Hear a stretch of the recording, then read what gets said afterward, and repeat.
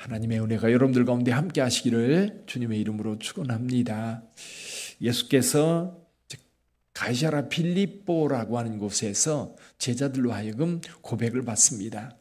세상이 나를 누구로 아느냐라고 먼저 물었다가 제자들에게 묻지요. 제자들이 뭐라고 대답했습니까?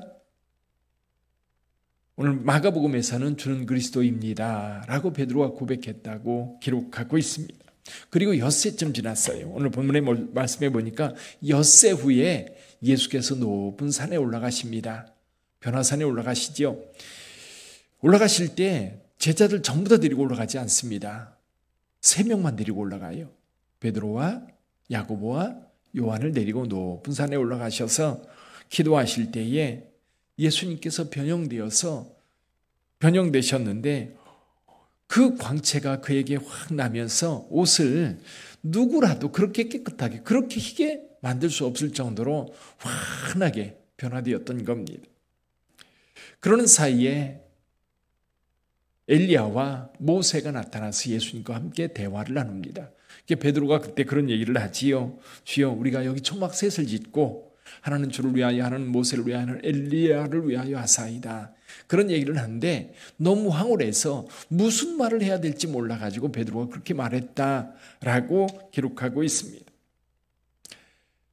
문득 구름이 와서 그들을 덮었을 때, 변화산, 지금 다불산이라고 그러죠. 그 다불산에 구름이 자주 껴요. 구름이 지나다가 자주 이제 구름이 덮이는데 아마 구름이 덮이면서 하늘에서 음성이 들립니다. 이는 내 사랑하는 아들이니 너희는 그의 말을 들으라. 제자들에게 한 말씀이지요. 제자들이 그 말씀을 듣고 아마 평생 잊지 못할 아주 귀한 경험을 했던 겁니다. 그래서 이 변화산의 경험은 사실 우리가 영생에 들어가서 영원한 천국에서 맛볼 그 황홀함이에요. 그것을 조금 제자들에게 맛보여 줬던 거지요. 그 은혜가 여러분들에게도 있기를 바랍니다. 여러분, 그 하나님 나라에 대한 그 소망, 그 간절함, 그리고 그것에 대한 기대감 어떻게 나타나느냐 하면 믿음으로 나타나는 겁니다. 우리 믿음의 눈으로 보면 보이는 거지. 그리고 산에서 내려왔는데 사람들이 확 모여 있는데 거기에서 서기관들과 사람들이 토론을 하고 있는 모습을 보게 됩니다. 예수께서 거기에 가까이 오시니까 예수님을 발견한 사람들이 예수님에게로 달려옵니다. 예수께서 물으시죠. 너희가 무엇을 변론했느냐? 그랬더니 한 사람이 나서면서 이렇게 얘기를 합니다. 선생님, 말 못하게 하는 귀신 들린 내 아들을 고쳐달라고 선생님께 왔습니다. 그러면서 그 귀신 들린 아들이 어떻게 되는지에 대해서 자세히 설명하면서 이렇게 얘기를 합니다. 내가 선생님의 제자들에게 고쳐달라고 얘기를 했는데 제자들이 능히 고치지 못하더이다. 이때 예수님께서 19절에서 이렇게 말씀을 하세요. 한번 볼까요? 19절 시작. 대답하여 이르시되 믿음이 없는 세대여 내가 얼마나 너희와 함께 있으며 얼마나 너희에게 참으리요 그를 내게로 데려오라 하시매. 자, 믿음이 없는 세대여 내가 얼마나 너희와 함께 있으며 얼마나 너희에게 참으리요 그를 내게로 데려오라. 누구에게 한 책망이에요? 누구에게 한 책망이죠? 첫째는 제자들에게 한 거고요. 또 하나는 이 아버지한테도 한 얘기입니다. 아버지한테도. 여러분, 이 아버지는요, 예수님께 자세한 상황을 설명하면서 22절에서 이렇게 말합니다. 귀신이 그를 죽이려고 물과 불에 자주 던졌나이다. 그러나 무엇을 하실 수 있거든 우리를 불쌍히 여기사 도와주옵소서. 여기 무엇을 하실 수 있거든, 무엇을 하실 수 있거든. 이 아버지도요, 믿음이 없습니다. 비교해 보세요. 앞에 여러분 스로보니게 여인, 스로보니게 여인. 그 여인은 어떻게 했지요? 자기 딸이 귀신 들렸습니다. 동일한 상황이에요. 귀신 들렸는데 예수께 와서 내 딸을 고쳐달라고 요청을 합니다. 그랬더니 예수님이 자녀의 상에서 떡을 취하여 개들에게 던짐이 마땅치 않다. 그랬더니 여인은 뭐라고 얘기합니까? 그 말이 자존심 억수로 상했다면 딱 일어나서 떠났을 거예요. 그러나 딸을 생각하면 그럴 수 없잖아요. 그래서 솔로몬에게 여인은 말합니다. 예, 맞습니다. 상아의 개들도 상에서 떨어지는 부스러기를 먹나이다. 예수께서 말씀하시죠. 내가 그 말을 하였으니 가라. 내 딸이 고침받았다. 야이로를 생각해 보세요. 아이가 병들어 죽어갈 때 예수님께 쫓아와서 예수님 오셔서 내 딸에게 손을 얹어 주십시오. 그러면 살겠나이다. 그런 간절함이 지금 이 아버지에게는 부족한 거예요. 데리고 예수님께 왔지만 기대감이 없어요. 믿음이 없다는 얘기죠. 우리가 어떤 일을 할 때에도 그럴 때가 참 많아요. 이거 꼭 해야지. 근데 마음 한곳에서 될까? 주님이 정말 이루어 주실까? 그런 마음들이 슬그머니 우리 마음속에 자리 잡고 있을 때가 있어요. 분명히 주님께서 우리에게 뭐라고 말씀하셔요? 믿는 자에게. 그래서 23절에서 말씀하셔요. 23절에는 뭐라고 말씀하십니까? 할 수 있거든요. 무슨 말이냐? 믿는 자에게는 능히 하지 못할 일이 없느니라. 이 아들이 그렇게 고통당하고 어려움을 당하고 불에도 던져지고 물에도 던져지면서 수없이 귀신이 그를 죽이려고 할 때에 순간순간 그 위기를 모면하면서 여기까지 왔는데 모든 것을 포기했던 것 같아요. 이제도 할 수 있으면 괜찮지만 예수 만나가지고 고치지 못해도 할 수 없지 지금까지 그렇게 왔는 걸. 아니에요. 우리에게도 믿음이 있어야 합니다. 예수님을 처음 보는 사람, 예수님에게 내 아들을 고쳐달라고 한 이 사람도 사실은 간절함을 가지고 왔어야 돼요. 그 간절한 마음을 가지고 와서 주님 고쳐주세요. 우리가 기도하는 것들을 생각해 봐요. 한마디 예수님께 던졌다가 이루어지면 좋고 아니면 말고, 그런 게 아니라 정말 이것을 주님께서 이루어 주셔야 된다고 확신한다면 주님께서 이루실 것을 믿고 확신한 가운데 구하시기를 주님의 이름으로 축원합니다. 근데 또 한 가지 제자들에게도 하시는 말씀인 거예요. 제자들. 이 8장에서도 그렇고 7장에서도 계속해서 예수님께서 제자들의 믿음 없는 것에 대해서 책망을 하셨어요. 여기 그 8장에서도 이 떡 가지고 온 것 때문에 서로 변론할 때 예수께서 그 제자들에게 뭐라고 말씀하셔요? 18절에 보면 이렇게 말합니다. 너희가 8장 18절입니다. 너희가 눈이 있어도 보지 못하며 귀가 있어도 듣지 못하느냐? 또 기억하지 못하느냐? 지금 경험이 축적되어 있다는 얘기는 뭐냐면 이 경험을 통해서 많이 배웠어야 합니다. 제자들은 현장에서 봤어요. 주님의 말씀을 들었어요. 그리고 여러 번 경험해서 지금까지 왔어요. 그러면 주님께서 이것을 능히 하실 것을 믿어야 되는데 못했어요. 또 한 가지 제자들은요, 이미 예수님께서 둘씩 짝지어 보낼 때에 여러분 이 제자들은요, 예수께서 어떤 권능을 주셨어요? 제자들에게 귀신을 제어하는 권능을 주었어요.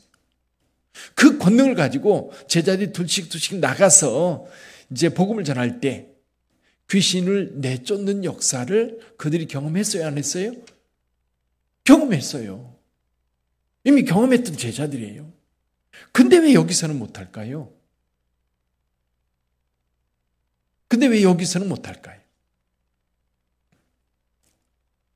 분명히 예수님께서 귀신 내쫓는 권능을 주셔가지고 그 권능을 가지고 둘씩 나가서 복음을 전할 때에 귀신이 제어함을 받았어요. 귀신 쫓겨나는 것을 경험했어요. 맛봤어요.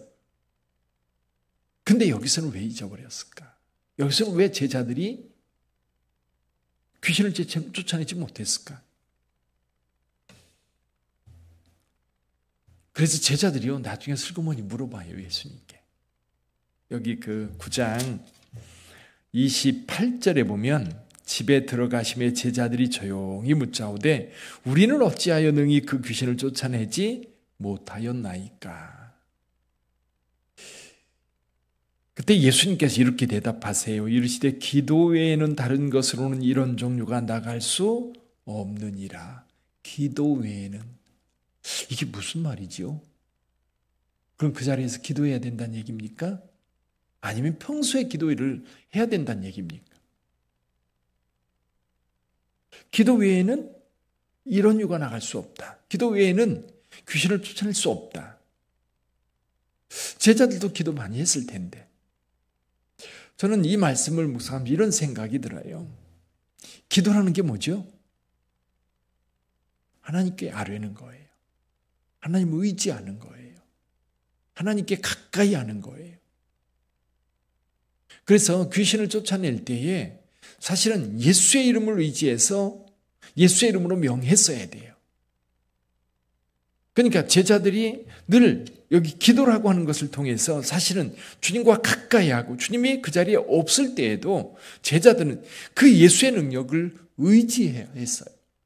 기도가 바로 주님을 의지하는 거고 주님 앞에 나가는 거고 주님을 대면하는 거고 주의 능력을 힘 있는 거예요. 우리가 계속 기도를 강조하는 이유는 여러분 기도할 때 역사가 일어나잖아요. 왜 역사가 일어납니까? 우리가 주님을 대면하고 주님께 직고하기 때문에 그래요. 주님의 능력이 우리 가운데 있어요. 이 제자들은 주님을 의지하는 것, 주님 앞에 기도하는 것에 대해서 아직 미숙했던 것 같아요. 주님과 늘 함께 있으면서도 주님이 잠깐 떨어져 있을 때는 주님과 함께 있는 것에 대해서 의식하지 못했던 거지요. 주님께서 명에서 내보낼 때는 그 명을 따라 갔기 때문에 그 명을 의지해서 행할 수 있었어요. 근데 사실은 지금 이 자리에는 주님께서 잠깐 기도하러 떠났을 때에 제자들은 무방비 상태로 있었던 거죠. 제자들은 예수님이 지금 없는 상태에서 어떤 상황에서 내가 예수 그리스도의 이름으로 주님께서 위임해 주신 것들을 행할 수 있다고 확신하고 있었던 게 아니고 그냥 예수님께서 자리를 뜨니까 예수 없는 상태로 그냥 머물러 있는 거예요. 무슨 얘기인지 이해가 되십니까? 늘 예수님과 같이 있을 때는 힘이 됐어요. 그리고 예수님과 함께 할 때는 예수님께서 행하셨고 예수의 능력이 우리 가운데 있는 것처럼 그렇게 느껴졌는데 어떤 명령한 것이라든지 어떤 행동에 대해서 지침 없이 예수께서 떨어져 계실 때 같이 있지 않을 때 제자들은 예수님께서도 그들 가운데에서도 떠나 있는 거예요. 그들의 믿음 가운데에서도 떠나 있는 거예요. 그러니까 아무것도 할 수 없는 거예요. 오늘 저와 여러분들에게 예수께서 함께하고 계세요. 우리의 믿음이라고 하는 게 어때요? 지금 오늘 육신적으로 주님과 함께하고 있지 않습니다. 그러나 영으로 우리와 함께하고 계세요. 성령으로 함께하고 계세요. 근데 만져지거나 눈으로 보이지 않아요. 그러다 보니까 어떤 일이 벌어져요? 나 혼자 있는 것 같은 느낌. 주님을 의지하고 주와 함께하고 있음에도 불구하고 내 삶이 내가 어떤 위기를 당할 때 나 혼자 버려진 것 같다. 나 혼자 있는 것 같은 그때 기도하는 거예요. 주님 부르는 거예요. 하나님 부르는 거예요.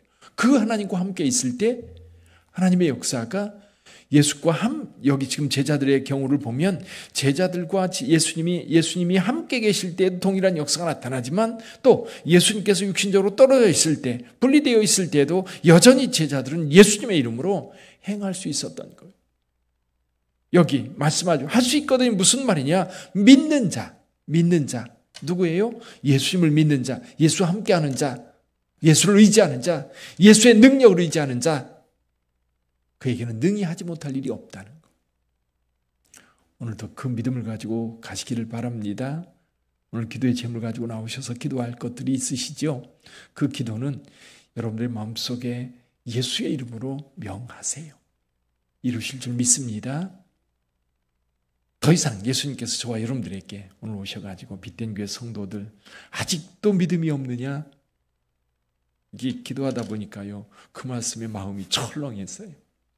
이제 건축을 하면서도 계속해서 주님께서 말씀하셨던 아무것도 염려하지 말라고 주께서 누누이 말씀하셨음에도 불구하고 갑자기 어떤 일이 확 닥치면 마음에 벌써 두려움, 불안 이런 것들이 찾아왔던 제 모습을 생각하니까 너무 부끄러운 거예요. 오늘 여러분들이 기도하는 그것을 주께서 이루실 줄 믿습니다. 여러분 예수의 이름으로 선포하는 복된 하루가 되기를 주님의 이름으로 축원합니다. 기도하겠습니다.